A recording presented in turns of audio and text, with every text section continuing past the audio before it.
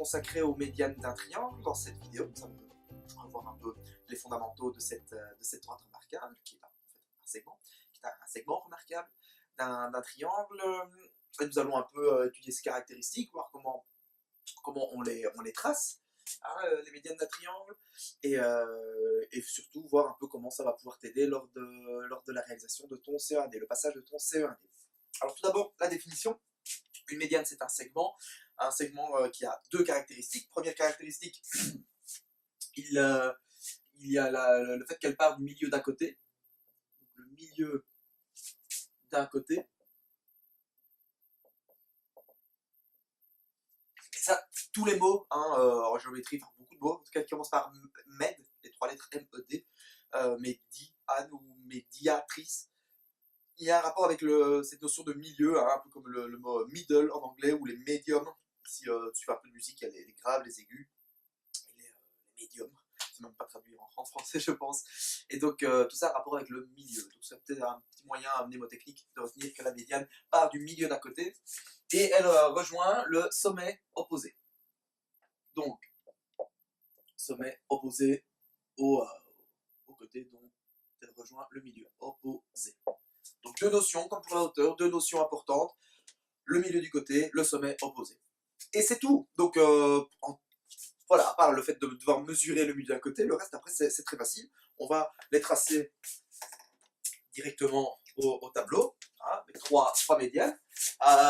Premièrement, celle issue du côté BC. Alors un petit truc pour choper le milieu, tu prends ton équerre, le zéro de l'équerre, la graduation, le zéro est symétrique par rapport à la graduation à droite et à gauche, donc tu mets hop, pour avoir la même graduation à gauche et à droite. Voilà, tu fais un petit trait au milieu. Voilà.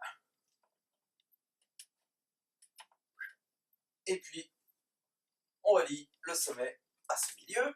Et cette médiane, on va l'appeler M, la médiane issue du sommet A. Je fais la même chose avec le côté AC. Hop, je prends le milieu. Je relie ce milieu avec le sommet opposé. Voilà. Et là, j'ai la médiane. Je vais l'écrire ici pour pas être en plein milieu de mon triangle. La médiane issue de B. Et troisième médiane, je pars du troisième côté, le côté AB. Je prends bien le milieu. Mon milieu est ici. Et donc, voilà. J'ai bien ma médiane issue de C. Attention que ce n'est pas ce point-là. Ce n'est pas les points d'intersection avec les côtés que j'ai nommé MA, MB, MC. C'est pour ne pas encombrer l'intérieur de mon triangle avec la notation. On remarque tout de suite quoi? La concurrence. Donc c'est comme pour les hauteurs. Ces trois médianes se coupent en un même point. Donc à côté de concurrence, on peut mettre oui. Petit spoiler, tu verras que ce sera oui pour tout. Je vais mettre oui. Et ce point, je vais l'appeler G. Pour gravité, un bon moyen mnémotechnique de retenir, c'est que ce point d'intersection des trois médianes, c'est le centre de gravité du triangle. Centre de gravité. C'est-à-dire que si on le fait de manière très très précise, genre des découpes au laser, tu as un carton, un truc assez rigide, un carton rigide, tu vas tracer un triangle dessus. Je suis sûr que tu n'as que ça à faire en plus. Tu vas prendre un carton, un triangle dessus, tu traces les médianes, il est bien découpé, et ton carton pourrait tenir sur la pointe de ton doigt à ce point-là. Son centre de gravité, c'est vraiment le point d'équilibre du triangle. Ici, ça paraît assez évident, mais tu sais, si c'est un triangle obtusangle, par exemple, le triangle obtusangle, le centre de gravité est vraiment vraiment fort décalé près de l'angle obtus, donc c'est parfois un peu contre-intuitif. On se dit, tiens, mais comment ça se fait que c'est là? Eh bien, voilà, simplement parce que c'est à l'intersection des trois médianes.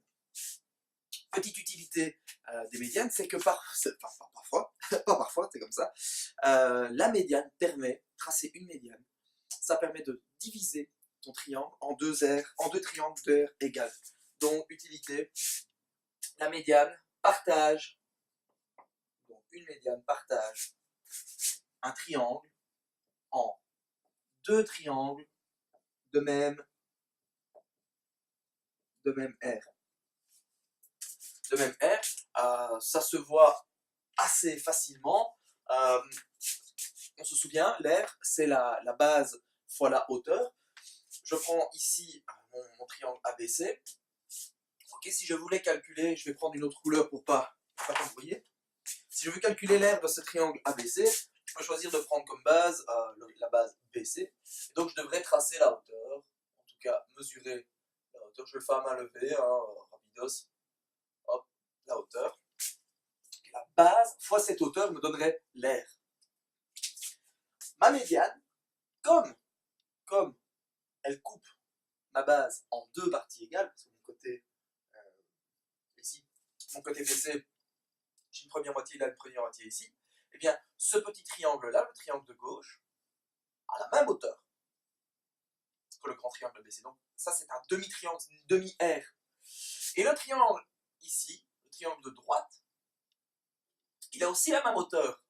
D'accord? Parce que ceci c'est un peu le prolongement, hein, mais aussi une demi-R. Il a donc aussi une demi-R. Ok, donc l'utilité de la médiane. Parfois, son utilité, quand je dis utilité, c'est pas que elle ne sert qu'à ça. Mais par exemple, lors du CE1D, tu auras peut-être une question où on te demandera, pas forcément de partager un triangle en deux triangles de même aire, mais de prouver que l'aire de un tel est égal à l'aire de un tel, ou que quel est le rapport entre ces deux aires. Et tu verras que un des segments, en fait, ah bah tiens, c'est la médiane. Et alors, ça, ok, ça va, ça m'en dit plus. J'ai plus d'informations pour pouvoir caractériser l'aire. Je sais que ça va être une aire de moitié, etc. Peu importe, ça dépend de l'énoncé d'exercice. Voilà, donc tu vois, j'ai laissé un petit attention avec, avec mes deux croix. N'en tiens absolument pas compte. C'est juste que j'ai mal effacé mon tableau par rapport à la vidéo précédente. Il n'y a pas à faire attention pour les médianes. Et cette vidéo est terminée.